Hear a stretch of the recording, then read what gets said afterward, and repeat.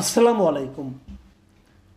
প্রিয় দর্শক, দুদিন আগে আপনারা দেখেছিলেন যে হিউম্যান রাইটস ওয়াচ তারা একটা প্রতিবেদন দিয়েছিল বাংলাদেশের মানবাধিকার পরিস্থিতি সম্পর্কে, এবং সেখানে তারা বলেছিল যে সন্ত্রাস দমন আইনের মাধ্যমে এই সরকার যেভাবে বিভিন্ন রাজনৈতিক দলকে নানাভাবে নিপীড়ন করছে, রাজনৈতিক নেতৃবৃন্দকে নিপীড়ন করছে, তারা সমালোচনা করেছিল।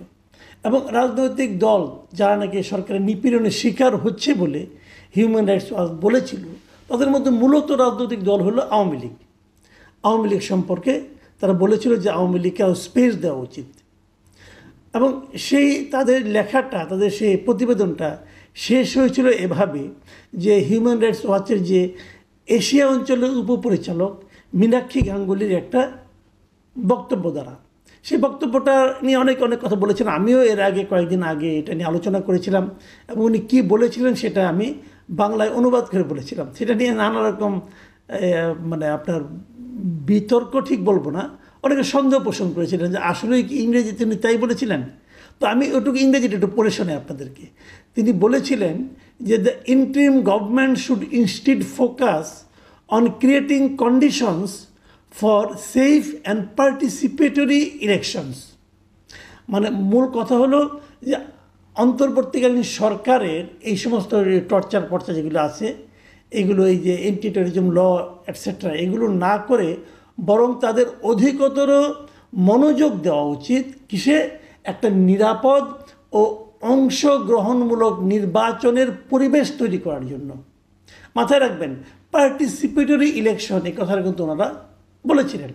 এখন পার্টিসিপেটরি ইলেকশন আপনি কীভাবে করবেন যদি যেই নির্বাচনে আওয়ামী লীগ ইলেকশন করতে পারবে না? এটা এখন মোটামুটি বোঝাই যাচ্ছে তারা আওয়ামী লীগকে নির্বাচন করতে দেবে না, আওয়ামী লীগকে নির্বাচনের বাইরে রাখবে।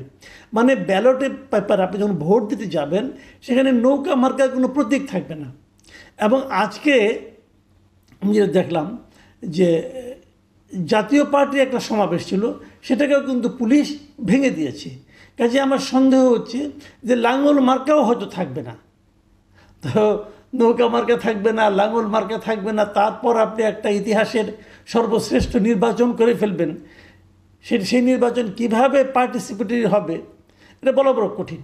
কিন্তু হিউম্যান রাইটস ওয়াচ যত কিছুই বলুক না কেন, এবং উনি কেবল হিউম্যান রাইটস ওয়াচ কেন, আরও 20টা আন্তর্জাতিক সংগঠন যতই অন্তর্ভুক্তমূলক অংশগ্রহণমূলক নির্বাচনের কথা বলুক না কেন, যতই বলুক, আলটিমেটলি আওয়ামী লীগ নির্বাচনে সম্ভবত আমার যতটুকু উপলব্ধি হচ্ছে এই সরকারের কর্মকাণ্ড দেখে হয়তো আগামী নির্বাচনে আওয়ামী লীগ থাকছে না।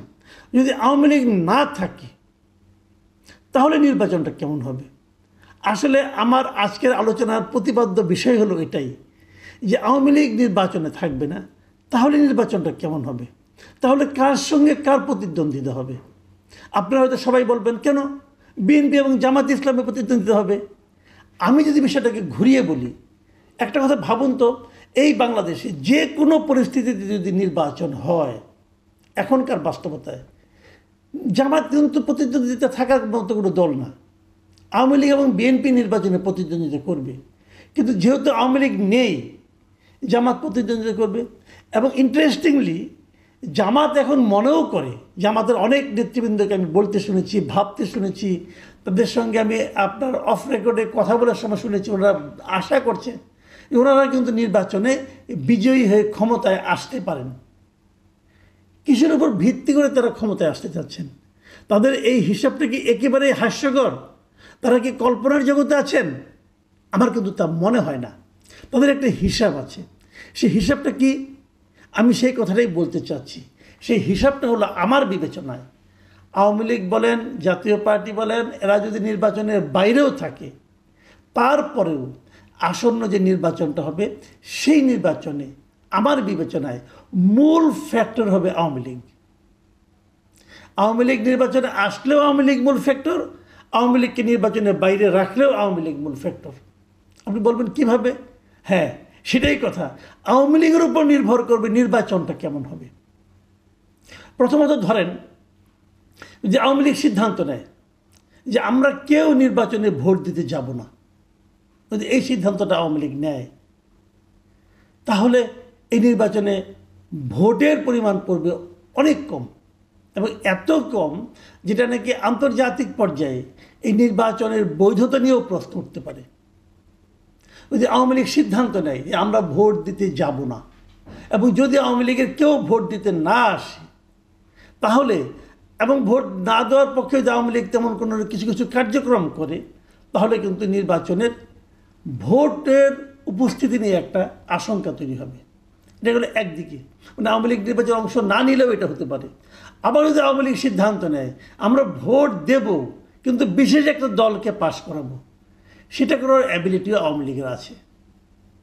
মাথায় রাখবেন, আওয়ামী লীগের আসলে অনেক ভোট, যারা আওয়ামী লীগের খুব সমালোচক তারাও কিন্তু বলেন, আমি তাদের অনেককে বলতে শুনেছি, কতই আর হবে আওয়ামী লীগের ভোট, 20%। এটা বলে তারা একটা তুচ্ছতাচ্ছিল্য করার চেষ্টা করে। কিন্তু ইন্টারেস্টিং হলো যে এই যে দলগুলো জামাত এবং বিএনপি, জামাত কিন্তু তাদের ভোট 20% আছে, এটা যদি ভাবতে পারতো তাহলে তো তারা নিশ্চিত হতো তারা ক্ষমতায় আসবে। জামাতের ভোট তো 10%-এর উপরে না, কিন্তু সে 10% নিয়েও তারা ক্ষমতায় আসতে চায়, স্বপ্ন দেখে। কেন?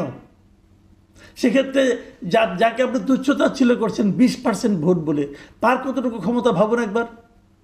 সেই জিনিসটাই কিন্তু জামাত কাজে লাগাতে চাচ্ছে।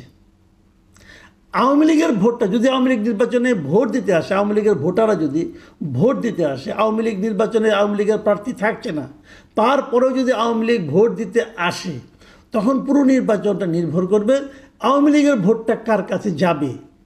দাঁড়িপাল্লায় যাবে, নাকি ধানের শেষে যাবে, নাকি অন্য কোনো মার্কায় যাবে, এই সিদ্ধান্তের উপর।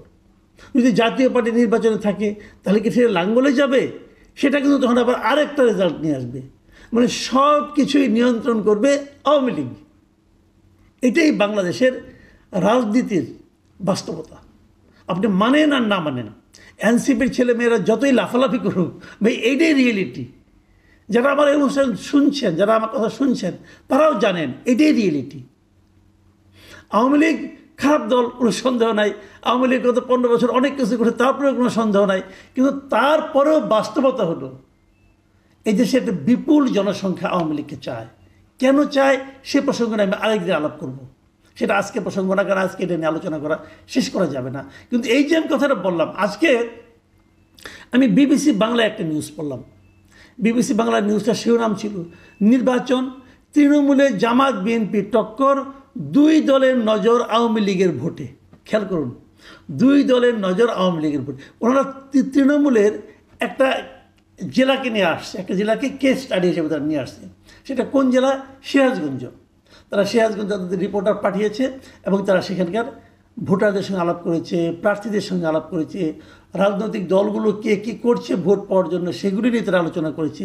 এবং সেখানে তারা বলেছে যে এখানে 6টি আসন আছে এবং সবগুলিতেই বিএনপি বলেছে তারা জিতবে, জামাত বলেছে তারা জিতবে। এখন দুজনের ব্যাখ্যা দুই ধরনের, কিন্তু দুইজনের কথাতেই তারা এটা প্রকাশ করেছে যে তারা আশা করছে যে আওয়ামী লীগের ভোটগুলো তারা পাবে। দেখুন কি নিয়তি!